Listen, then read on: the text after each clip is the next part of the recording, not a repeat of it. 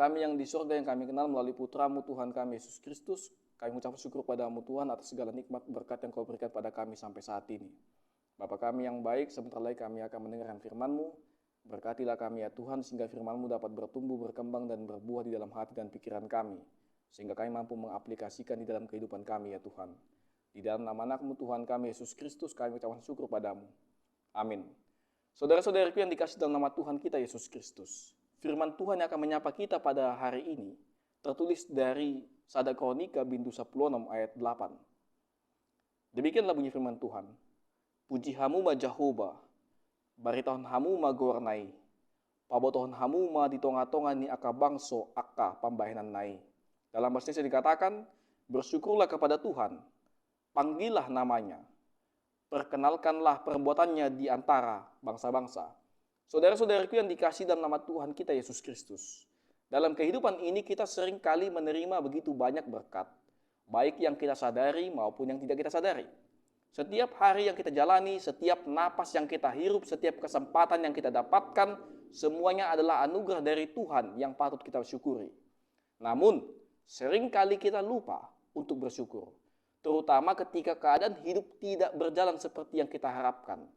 Ada saat-saat di mana kita menghadapi kesulitan, tantangan, bahkan penderitaan. Dan dalam situasi seperti itu, bersyukur menjadi sesuatu yang terasa sangat sulit untuk dilakukan. Tetapi firman Tuhan hari ini mengingatkan kita bahwa sebagai umatnya, kita dipanggil untuk selalu bersyukur, untuk memanggil namanya, dan untuk memberitakan perbuatan-perbuatannya kepada semua orang. Hari ini, kita akan merenungkan dua pesan utama yang terdapat dalam ayat ini, yaitu tentang pentingnya bersyukur kepada Tuhan dalam segala keadaan, tentang bagaimana kita harus senantiasa memanggil nama Tuhan dalam kehidupan kita. Yang pertama, bersyukur kepada Tuhan dalam segala keadaan. Dalam bagian pertama ayat ini, Daud mengingatkan kita dengan jelas, bersyukurlah kepada Tuhan. Bersyukur bukan sekedar sebuah kebiasaan yang kita lakukan ketika kita menerima sesuatu yang baik. Tetapi bersyukur adalah sebuah sikap hati yang selalu mengakui bahwa segala sesuatu yang kita miliki berasal dari Tuhan. Ketika kita bersyukur, kita sedang menunjukkan bahwa kita percaya kepada Tuhan. Bahkan kita mengakui kebaikannya dan bahwa kita berserah kepada rencananya. Seringkali bersyukur karena mendapatkan sesuatu yang baik. Ketika kita menerima berkat, ketika doa-doa kita dijawab oleh Tuhan, atau ketika hidup kita berjalan seperti apa yang kita mau.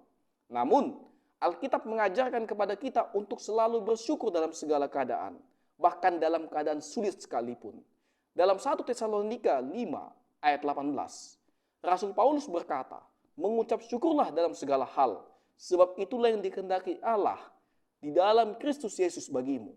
Itu berarti bahwa dalam setiap situasi hidup kita, baik suka maupun duka, baik berhasil maupun gagal, baik sehat maupun sakit, kita harus tetap bersyukur. Karena kita tahu bahwa Tuhan tetap bekerja dalam hidup kita sampai saat ini.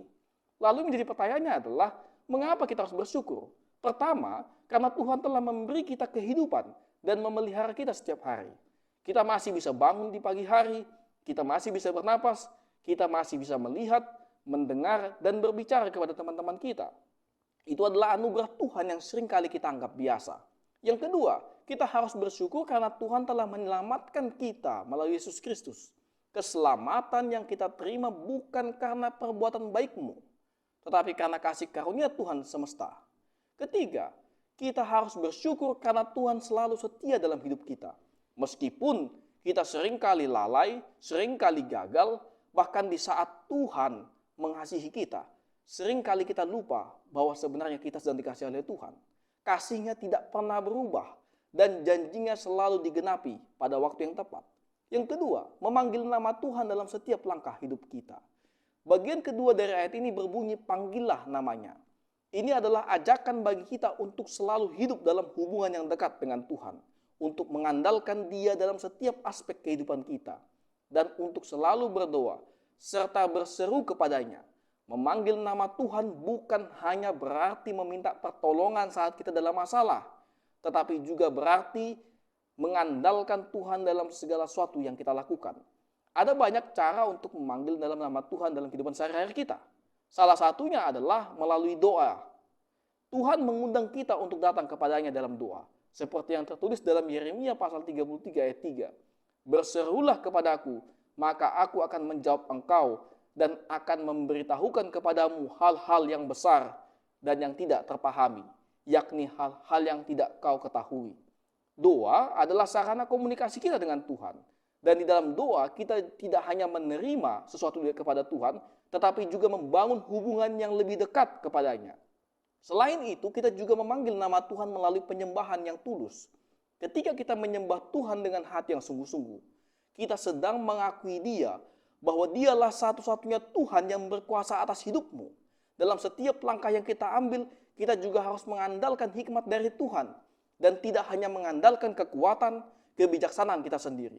Amsal pasal 3 ayat 5-6 mengingatkan kita untuk percaya kepada Tuhan dengan segenap hati dan tidak hanya bersandar pada pengertian kita sendiri, melainkan untuk selalu mengakui kita dalam setiap langkah kehidupan kita. Untuk itu saudara-saudaraku yang dikasih dalam nama Tuhan kita Yesus Kristus, melalui firman ini kita diingatkan untuk selalu bersyukur dalam segala keadaan, untuk selalu melibatkan Tuhan dalam hidup kita, dan untuk selalu bersaksi atas perbuatan-perbuatan yang ajaib kepada kita.